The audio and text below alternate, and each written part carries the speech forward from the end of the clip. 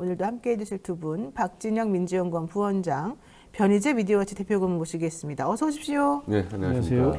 네, 미디어워치 왜 압수수색 안 하냐고 최지무 교수가 호통치고 갔는데요. 아니, 저는 고소고발 당한 게 한 건도 없어요. 현 정권으로부터. 진짜예요? 네. 아, 내가 이해가 안 가는 게 좋아요. 솔직히 이제 얘기 나왔으니까 물어볼게요.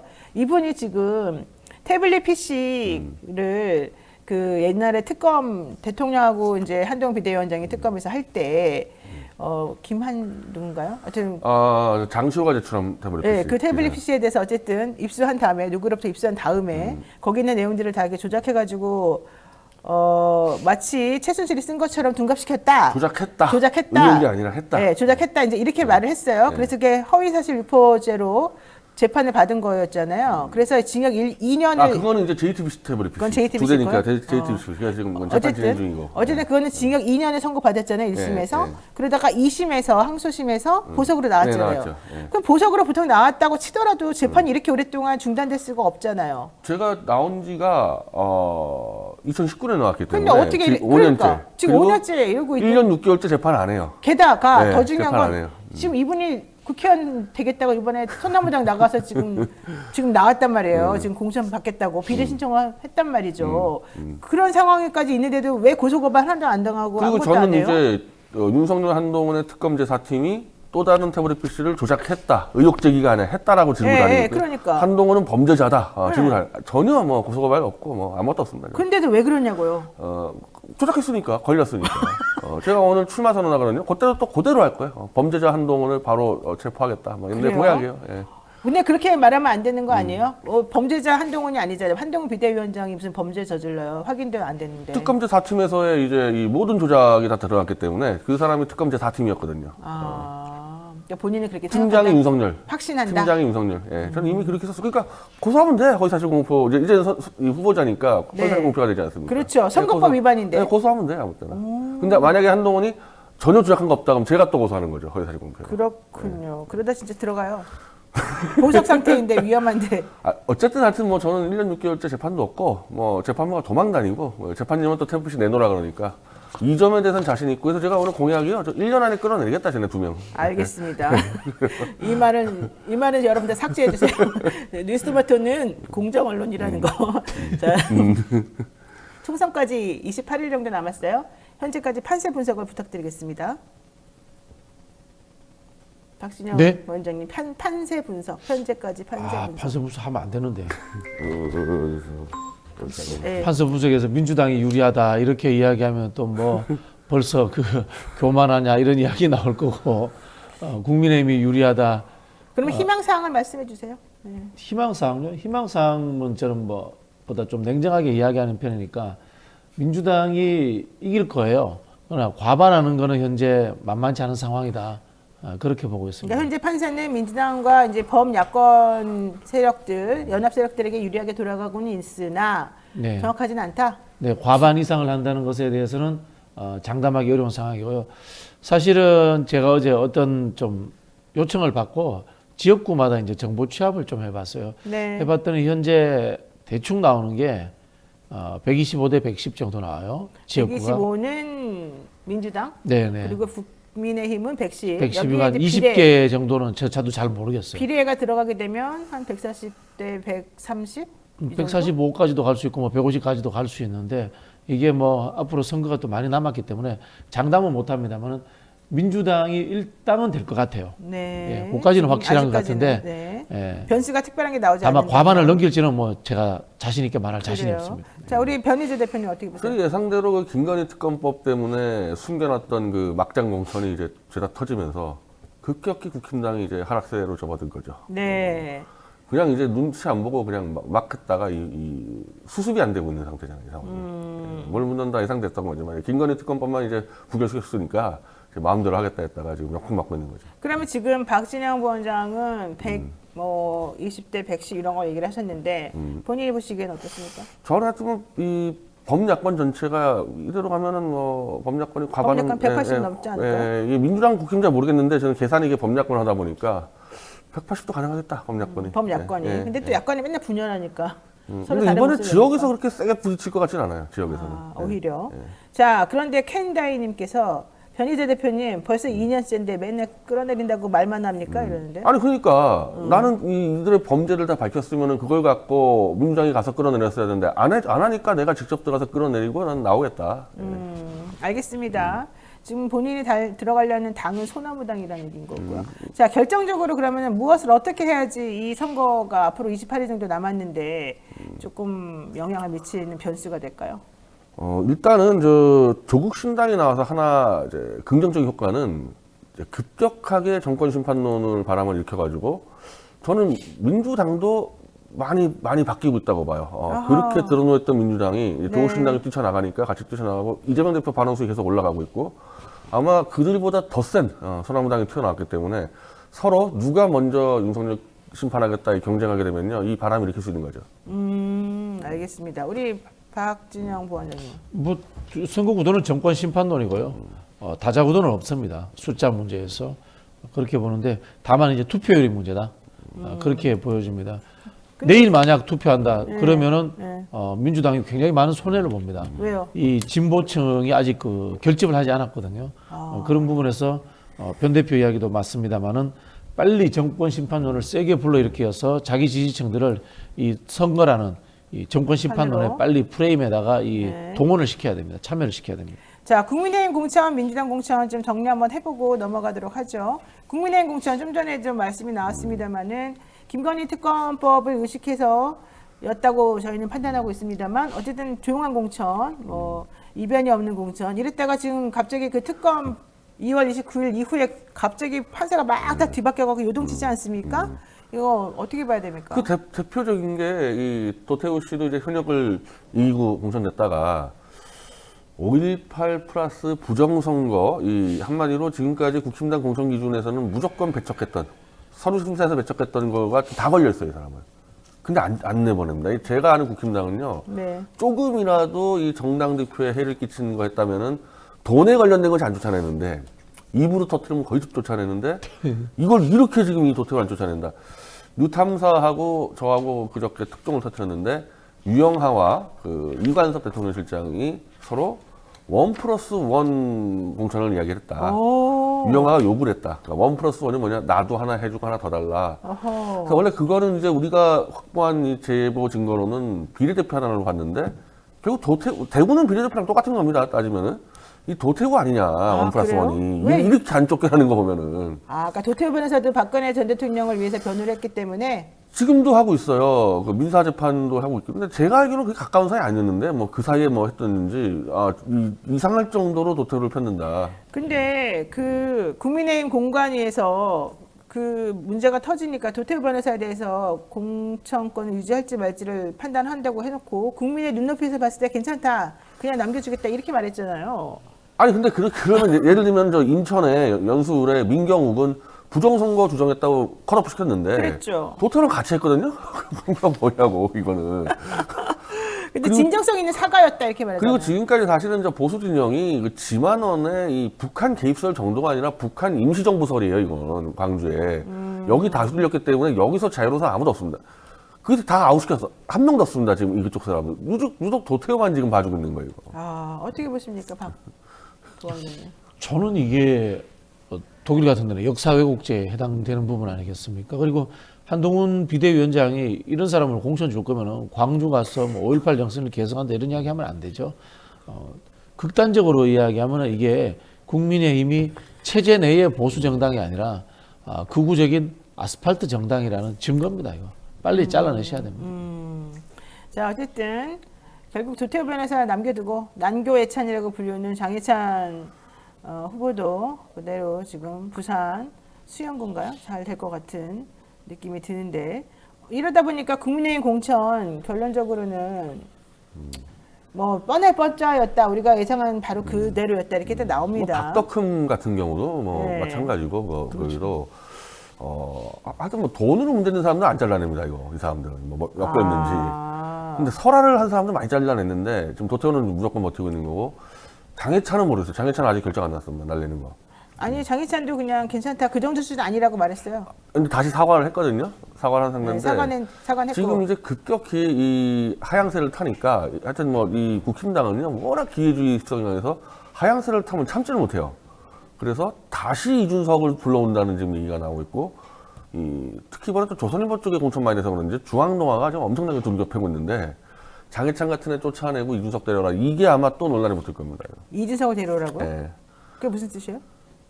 이준석까지 표합시다 이거죠. 손잡고. 어떻게 보십니까? 그 장해찬 씨 난교 발언이라는 게 이제 과거 난교 예찬 발언이죠. 난교 예찬 그냥 난교가 발언이죠. 아니라. 뭐. 예, 예. 바이든 날리면 대통령 아래에서 뭐 웬만한 거 다 용서되는 거 아니에요? 참 할 말이 없습니다. 네. 아니 근데 또 이제 한편 생각해 보면 그 옛날에 2014년도인가에 있었던 말이고 네. 그때 그분이 이제 하고 싶었던 말의 취지는 네. 이제 뭐 사생활은 어떻다 치더라도 일을 잘하면 그냥 그 사람 일을 하게 내버려 둬야 되는 거 아니냐 이제 이런 취지였다는 거예요. 네. 뭐 그 말도 뭐 일리가 전혀 없는 건 아니지 않냐가 이제 핵심인 것 같아요. 일리가 없는 게 아니라 공직자는 사생활도 중요하죠. 사기업은 모르겠는데 지금 우리가 뭐 국회의원 뽑는 건데 정말 난교 좋아하는 사람 뽑으면 됩니까? 근데 그 사실은 이게 제가 보니까 국민의힘 후보들의 이 발언 문제나 도덕성 문제는 하루 이틀 끌다가 끝날 것 같아요.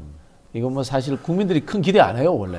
원래 기대하지 않고 있는 상황이고 오히려 이거보다 그 이종섭 장관의 호주론 뭐 이런 부분들이 핵심적인 이슈가 될 것 같다라는 생각이 들고 네. 그래야지만이 사실은 야권에서도 윤석열 대통령을 직접적으로 겨냥하는 이게 국기문란 사건이다. 네. 그렇게 할 수 있을 것 같아요. 근데 과거 사례로 볼 때는요, 4년 전만 하더라도, 물론 그때 김종인 씨가 있었을 텐데, 김대호 씨라고 관악을 나왔던 후보인데, 네. 노인도 우리가 장애인처럼 잘 대해준다, 한 방에 날아갔습니다. 이건 노인 비하가 아니에요. 맞아요. 그때 김대호 씨였던 김대호 씨가, 예, 장애인 우리가 복지하듯이 했던데 한 방에 날아가 버렸고요. 뭐, 자기가 하지만 차명진. 예, 차명진. 난 비슷한 말 가지고 날아갔고 많이 날아갔었거든. 그리고 2010년대인데 그 한양대 그 사학과 교수 한 분이 5.18 그 특위가 있었잖아요 그때. 네. 과거사 특위에서 5.18 연구를 같이 한 이것만 해도 날아갔어요 그때. 연구를 같이 했다고. 연구 같이 했다고. 그거 나쁜 것도 아니었는데 그런 그러니까. 정도로 원래 저 사람들은 표에 조금만 도면 날린다 그러는데 이번엔 확실히 이게 날림의 효과인지 잘 안 날아가네. 그 사회적인 사건에 대한 인식은 저는 큰 문제가 될 수 있다고 봅니다. 그러나 뭐 사적 영역에서의 발언들은 좀 차이가 있다고 보는데 예를 들자면은 우리 김용민 목사님 예, 옛날에 2010년도 출마했다가 과거에 그 인터넷 때문에. 프로그램에서 예. 뭐 욕설을 썼다라고 해서 문제가 됐었는데 지금 돌이켜 생각하면요 인터넷 프로그램이라는 게 그분이 출연해서 그렇게 이야기를 하는 프로그램이에요 그게 그렇지 않습니까? 근데 그걸 가지고 이제 트집을 잡는 건 좀 과하지 않았나 돌이켜보면 이런 생각도 그렇죠. 들고요. 예, 네. 예.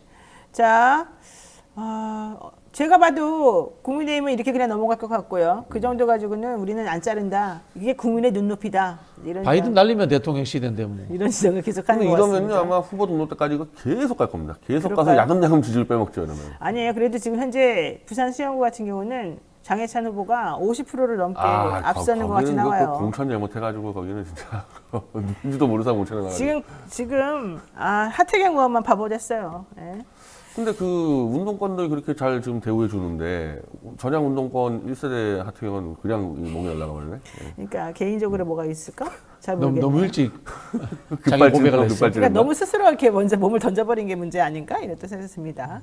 시민사회 목소리 비례 1번을 받은 전지혜 금융정의연대 운영위원 과거 반미 활동 이력 등이 논란이 되니까 사의를 표명했고요. 또 정의영 씨도 3번을 받았던 그분은 3번은 아니었죠. 근데 그 몇 번을 받았는지 모르겠습니다. 어쨌든 그분도 시민사회 몫으로 이번에 4명 중에 2명에 올라왔던 여성들이 다 전부 다 이제 그만둔다는 거거든요. 이거 민주당에서 후보 재검토 요구하니까 이렇게 한 건데 네. 이거 좀 문제다 이런 의견도 있고요. 아니다 잘했다 이런 의견도 있고. 당연해야죠.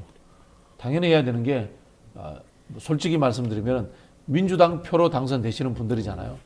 그런 측면에서 저는 민주당이 이런 말할 자격이 있다 이런 생각이 들고요. 통일운동 하시는 것도 좋습니다. 이게 또 각자의 방식이 있는데 다만 민주당은 이 집권을 했던 정당이고 집권을 또 이 바로 목전에 둔 정당이기 때문에 제도권에서 수용할 수 있는 수준의 통일운동이 했던 분들만 저는 용인이 되어야 된다. 제도권이라고 표현하자면 우리가 이게 김대중 대통령의 6.15 남북 정상회담이라든가 노무현 대통령의 14선언 좀 더 거슬러 올라가자면 이 뿌리가 알고 보면은 노태우 대통령 때의 민족화합 통일 방안인가 저도 오래돼서 기억도 잘 안 납니다만 그런 흐름 속에서 인정되는 것이어야 되지 않나 뭐 그런 말씀까지 좀 드리겠습니다. 자, 국민의힘 선거대책위원회 윤곽이 드러났습니다. 한동훈 비대위원장 원톱 체제로 총괄 선대위원장 한다는 거고요. 그 아래에 4명의 공동 선대위원장들을 지금 임명을 했죠. 나경원, 안철수, 원희룡, 윤재호. 근데 한동훈 비대위원장은 본인이 출마를 안 하니까 좀 자유롭게 할 수 있지만 밑에 있는 사람들이 지금 자기 선거들이 지금 코앞에 닥쳐 있기 그것도 때문에 굉장한 이제 격전지죠. 접전지에서 네, 그래서 이분들이 실제 공동선대위원장으로서 역할을 할 수 있을지 한동훈 비대위원장 혼자 지금 모든 거를 다 떠맡아서 하다 보니까 한계가 드러나고 있는데 이걸 해결할 수 있을지 이런 문제가 있어요. 지금 한동훈 이제 역할로 끝났단 말이 이제 많이 나와서 네, 많이 한마디로 나오더라고요. 한동훈 역할은 김건희 특검법 통과를 위해서 조용한 권천으로 위장하고 있다가 이제 터지고 지금 이 상황에서 한동훈은 정말 뭐 아무것도 못하고 있는 거고 지금까지는 이제 민주당 공천 나올 때 매일같이 저 거의 스토커처럼 질러댔는데 이제 공천 끝났으니까 그렇죠. 네. 저는 저 체제로 계속 갈 수 있을까 아마. 그 저기는 딱 선거 때마다 늘 비대위원장을 데려오거든요, 사실은. 지금 한동훈도 비대위원장인데 아마 선대위원장에서 뭐 아직 등록이 다음 주잖아요. 그 전에 누가 한 명 데려올 수 있을 겁니다. 그럴까요? 진짜로? 그때 2020년 총선 때도요, 거의 등록일 때 김종실 데려왔어요. 그래서 잘 되겠다는 거야, 안 되겠다는 거예요. 그러니까 한동훈 체제가 어려울 것 같다. 한동훈 체제가 어렵다. 지금 이 하락세를 막을 수 있는 방법이 없어요. 근데 한동훈은. 지금 보세요. 나경원, 안철수, 원희룡, 윤재욱 전부 다 수도권, 서울 수도권에 있는 사람들이잖아요. 윤재영은 대구 쪽이죠. 윤재욱만 빼고. 근데 윤정은 아마 뭐 누군지 모르니까. 수도권에서는 올라와봐야 누군지도 모르. 이거 보면 이렇게 생각하시면 됩니다. 윤재욱은 행정하시는 분이에요. 실제 당무를 한동훈 비대위원장이 모르니까 이번에 이제 당 챙기고 있다, 실무를 챙기고 있다 이렇게 보시면 될 거고요. 안철수 후보는 이제 뭐 이미 뭐 정치적 철수가 끝나신 분이고, 정치적 철수요? 예, 그 원희룡 장관은 뭐 지역구에서 여유가 전혀 없을 거고, 오히려 나경원 의원은 실제로 지금 좀 의미가 있는 게 한강벨트. 지금 현재까지는 국민의힘의 지지율이 좀 높았기 때문에 한강벨트가 격전지가 되어 있는데 여기를 지휘하는 그런 지금 여론 주도로 하는 그런 지금 역할은 하고 있습니다. 네. 민주당도 한번 볼게요. 순갈선대위원. 여기는 쓰리톱 체제죠. 이재명, 이해찬, 김부겸. 그런데 또 사람들이 얘기하기를 이재명 대표는 어차피 본인 선거도 지금 치러야 되고 또 재판 받으러 다니느라고 너무 바쁠 것이다. 이해찬 고문은 워낙 몸이 안 좋아서 전면에 나서서 뭔가 하기는 좀 힘들 것이다. 결국 김부겸에게 정권을 줘야 된다. 이런 얘기가 좀 있어요. 이거 맞습니까? 큰 권한을 준 것 같아요. 아. 제가 보기에도 아마 보통 이제 선대위가 당무 권한을 위임받지는 않거든요. 제 느낌에는 당무 권한까지도 일부 이제 선대위로 넘어간 것 같고요. 그 대표적인 사례가 김부겸 의원이 갑자기 이름 생각이 안 나지. 오영식 전 의원을 데리고 선대위에 합류를 했고 오영식 전 의원이 지금 선거대책본부 상황실에 상근하는 걸로 그렇게 알고 있어요. 근데 그렇게 되면 제가 좀 이상하게 생각하는 거는 사실은 이제 이재명 대표가 공천 다 마무리하고 난 다음에 좀 선명성을 부각하면서 정권 심판론을 들고 나왔어요. 그리고 이해찬 대표도 어제 맞다 동감한다 이런 얘기를 했는데 김부겸 전 총리는 말 조심하고 그쪽으로만 가지 말아라. 말 가지고 뭐가 되느냐. 우리는 신중하게 뭐 합리적으로 해야 된다. 이런 얘기를 하면서 좀 분위기를 조금 다운시켜 버렸거든요. 같이 가는 거예요. 그러면 오히려 민주당이 좀 뭔가 살아나면서 좀 선명하게 부각되면서 이렇게 하려던 게 또 팍 죽어버리니까 사람들이 또 민주당에 대해서 조금 그 으쌰으쌰하던 분위기가 좀 가라앉아 버리고 이런 거 아닐까요? 그 정도까지 가진 않았잖아요.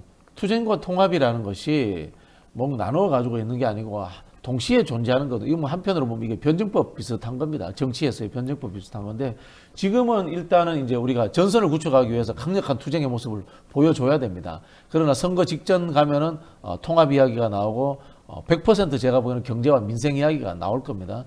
그런 부분에 있어서 김부겸 이 총리가 가지는 좀 보완적 역할이 있는 거죠. 그러니까 근데 정권을 가지고서 하게 되면 그 전체적인 큰 틀이 조금 흐트러지는 거 아니냐 이게 제 질문이죠. 그렇더라고 해서 그 권한의 정권이라는 거와 메시지의 크기라는 것은 다른 거거든요. 이재명 대표의 메시지의 크기가 김부겸 총리보다 크잖아요.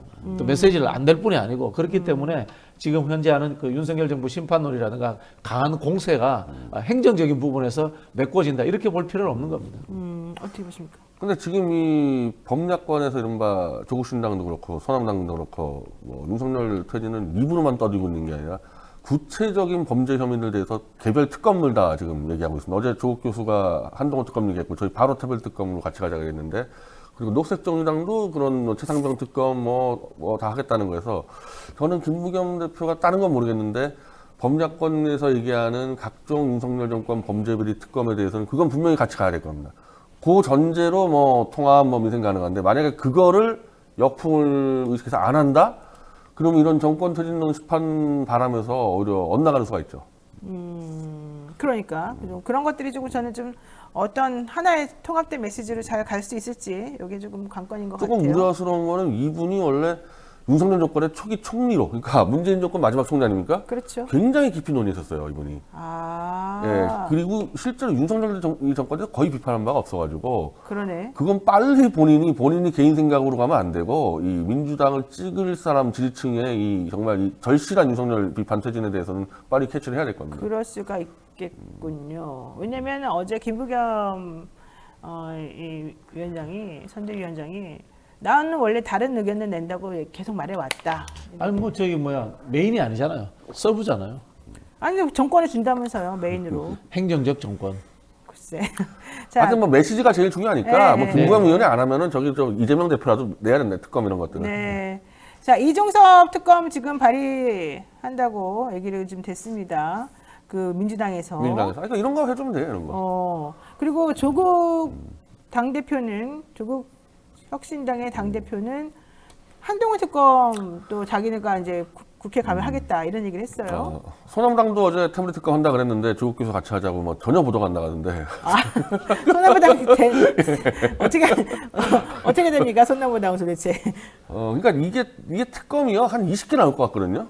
지금 하는 거 보니까. 그러니까 이 특검들을 개별로 지금 그 김종대 의원이 제안한 거 아닙니까? 일단 법약권 테이블 다 들어와서 한 20개 만들어서 공동 발표하고 하자. 그래서 결국에는 이 4월 10일까지 계속 특검 얘기가 나올 겁니다, 뭐든지. 근데 계속 뭐 특검만 남발하냐. 사실 특검 얘기가 많이 들리긴 합니다. 근데 이게 범죄가 남발하니까 솔직히 이렇게 범죄민이 남발하는 정권이 있습니까? 특검이 계속 나올 수밖에 없는 거죠, 이게.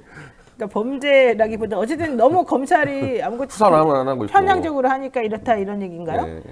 그렇죠. 저는 특검뿐만이 아니고 법무부 장관, 외교부 장관 탄핵해야 된다고 탄핵도, 봐요. 네. 지금 민주당에서 그런 이야기가 솔솔 나오고 있습니다.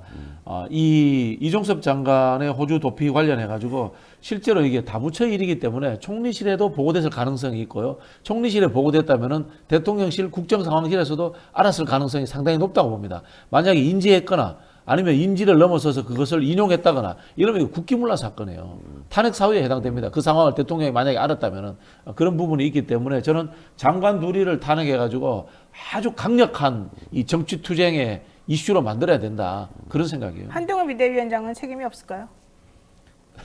본인은 본인 모른다고. 본인은 뭐 나 그만둔 다음에 일이라서 모른다고 얘기합니다만. 그렇죠. 뭐 그렇게 이야기할 겁니다. 12월이고 이건 출국 금지는 1월이니까.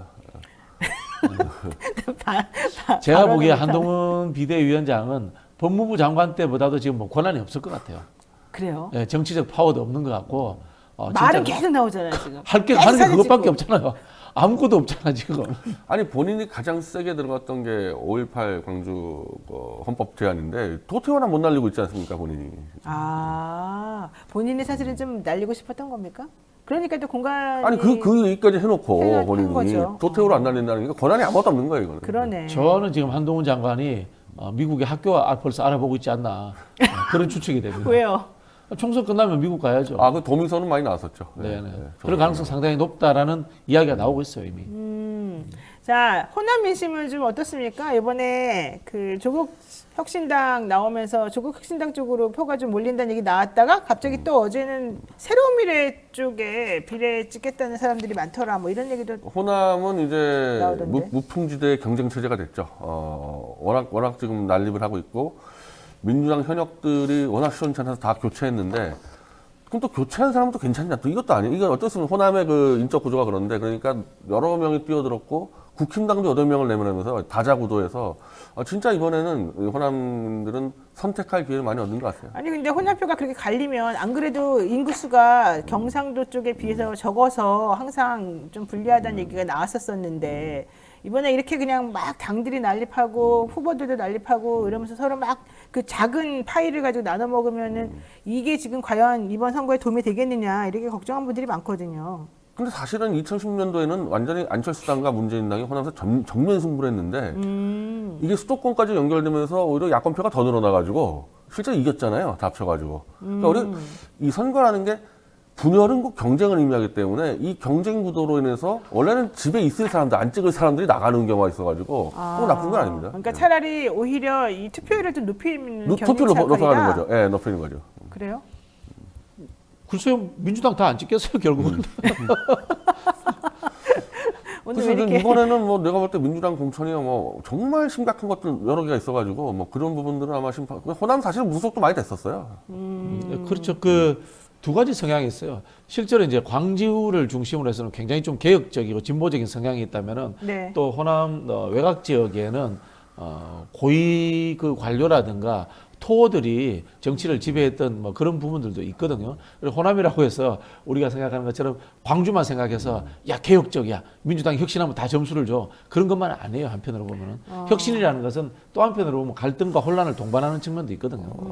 소나무당에서 이제 소영길 대표가 광주 서구갑 출마를 결정됐는데 어제 후보자가 나왔는데 뭐 이건 하여튼 뭐 우리가 볼 땐 뭐 토착 공무원 스타일이고. 또 목포에서는 최대집 대표가 출마하는데 역시 뭐 토착 스타일이니까 아마 뭐 승부가 재밌게 될 겁니다. 개혁신당은 왜 이렇게 좀 조용할까요? 이준석 아니 대표. 그 이준석 씨가 그 이낙연 씨하고 손잡아버린 게 그 내상이 너무 커가지고 지금 호적도 헤어나오지 못하고 있어서. 아니 뭐 저는 이게 돈 내기 300만 원 걸려 있는데 이준석 손 잡는다 국민의힘이랑 저는 총선 전에 탈출구가 안 나오잖아요.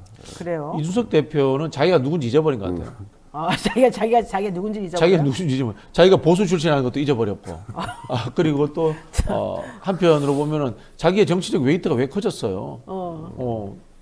윤석열 대통령한테 얻어맞아서 커진 거 아니에요. 양두구육 뭐 그 네. 이야기하면서 커진 거 네. 아니에요. 네. 그럼 윤석열 대통령과 계속 싸워야 되는데 안 싸웠잖아요. 뜬금없이 반도체하고 그 이준석 대표가 반도체 무슨 클러스터. 관련이 있어요? 네. 네. 반도체하고 정반대 인물이에요, 이준석 씨 같은 경우는. 그쪽은 지금 대기업 하이테크칼라 캐칭인데 이준석은 주로 백수건나대 끌고 다녔거든요. 표가 없어요, 거기서. 그런 표현을 좀 자제해 주시기 바랍니다. 아이고, 실제 거기서 그 워리어들, 키보드 워리어들 끌고 다녔잖아요. 네, 두 분과 여기서 이야기 나누도록 하겠습니다. 박지원 부원장, 변희재 대표 말씀 고맙습니다. 감사합니다.